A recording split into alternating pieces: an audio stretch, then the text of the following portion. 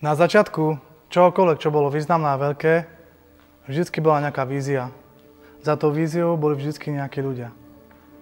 A keď rozmýšľam nad Slovenskom, tak si uvedomujem, že aj tu v histórii máme niekoľko ľudí, ktorí niečo preto urobili, aby sme tu dnes mohli my byť. Či je to Cyril a Metod, ktorí vlastne preložili do staroslovenčiny starú a novú zmluvu a Biblia sa takto mohla rozniesť medzi ľudí, alebo či to bola literatúra, ktorú písali, alebo či to boli neskôr Bernolákovci, Štúrovci, Štefánik a ľudia, ktorí sa pričinili o to, aby Slovensko bolo tam, kde dnes je, aby slovenský štát mohol byť, aby ľudia Slováci mohli mať svoj vlastný jazyk.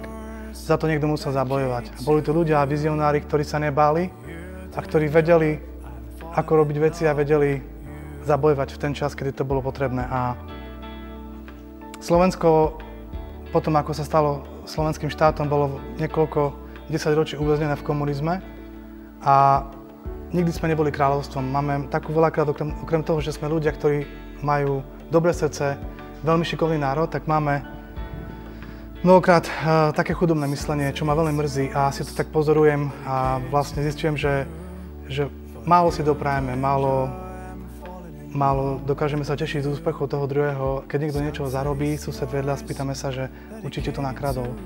A vďaka tomuto chudobnému mysleniu Slováci sa ako keby nevedia dostať z toho marazmu.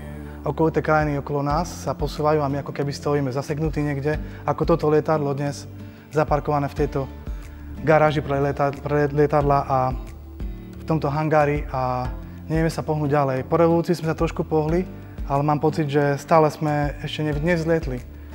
A ja verím tomu, že tak ako boli vizionári a ľudia v minulosti, že aj dnes potrebujú povstať takíto ľudia, takíto vizionári, alebo ľudia, ktorí sa nimi nestali, alebo ľudia, ktorí majú vnútri pokrivený charakter, sa potrebujú narovnať a spojiť, aby Slovensko mohlo ísť smerom, ktorý ho privedie do zmeny životnej úrovne a do takej zdravej prosperity, nielen finančnej, ale aj takej kultúrnej a kde budeme môcť byť naozaj hrdí na to, že sme Slováci. A viem, že takíto ľudia sú súčasťou aj strany KDH, vlastne, kde som sa rozhodol kandidovať po pozvaní lídrov, ktorí ma pozvali na kandidátku a verím tomu, že keď sa títo ľudia, nielen z KDH, ale aj z iných častí Slovenska začnú spájať, čo sa deje v KDH aj pod KDH, pretože KDH má široký záber, má poslancov, má primátorov, starostov. Keď sa začnú spájať a pridávať sa ďalší, tak to lietadlo, ktorým je Slovensko obrazne, bude môcť postupne zlietnúť, bude môcť nadobudnúť odvahu a bude môcť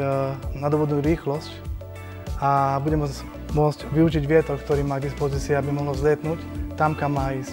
Ale na to, verím tomu, potrebujú prísť ľudia, ktorí vedia kam, vedia ako, s kým a ktorí majú víziu a sú ochotní bojovať a zaplatiť za tú víziu, tú cenu, ktorá nie je jednoduchá. A ja som rád, že môžem byť v týme takýchto ľudí, ktorým dôverujem. Nikto nie je dokonalý, ale som nadšený z toho, keď vidím a pozorujem, že v KDH sú ľudia, ktorí kandidujú a niečo majú za sebou. Sú to odborníci a môžu nejakým spôsobom pomôcť Slovensku a spojiť sa a spolu s ďalšími priniesť tú zmenu.